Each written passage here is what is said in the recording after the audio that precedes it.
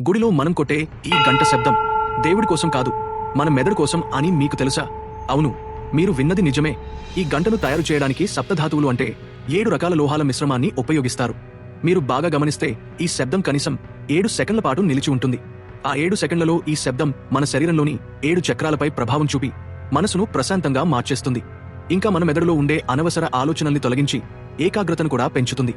మన పురాణాల ప్రకారం ఈ సంప్రదాయం ఆగమ శాస్త్రాల కాలం నుంచే ఉంది.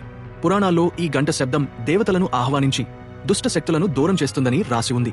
ఇంకా ఈ గంటలో ఉండే భాగాలలో కూడా చాలా విషయాలు ఉన్నాయి. గంటలో ఉండే బాడీ కాలాన్ని సూచిస్తుంది.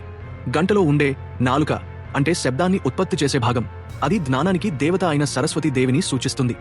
గంటను కొట్టినప్పుడు జ్ఞానం నుండి నాదం పుడుతుందని దీని అర్థం. ఇవి రెండే కాదు, గంటలో ఉండే హ్యాండిల్ భాగం ప్రాణశక్తిని నియంత్రించే ప్రధాన దేవతలను సూచిస్తుంది. పురాణాల ప్రకారం విశ్వం సృష్టించబడ్డప్పుడు మొదట ఓం అనే ఒక్క శబ్దం వినిపించింది. ఇక గుడిలో కొట్టే గంట శబ్దం కూడా అదే ఓంకార నాదాన్ని ప్రతిధ్వనిస్తుందని నమ్ముతారు. ఇది కేవలం హిందూ ధర్మంలోనే కాదు, భారతదేశంలో పుట్టిన జైన మతం, బౌద్ధ మతాల్లో కూడా గంట వినిపించడం కనిపిస్తుంది. ఇక ఒక ఆసక్తికరమైన విషయం ఏంటంటే, పురాతన కాలంలో గడియారాలు లేనప్పుడు పెద్ద పెద్ద దేవాలయాల్లోని భారీ గంటల్ని వేర్వేరు సమయాల్లో కొట్టి ప్రజలకు సమయాన్ని తెలియజేసేవారు. కాబట్టి నెక్స్ట్ టైం మీరు గుడికి వెళ్తే తప్పకుండా గంట కొట్టండి. అది కేవలం ఒక సంప్రదాయం కాదు, దాని వెనుక ఉన్న ఈ విషయాలన్నీ గుర్తుపెట్టుకోండి.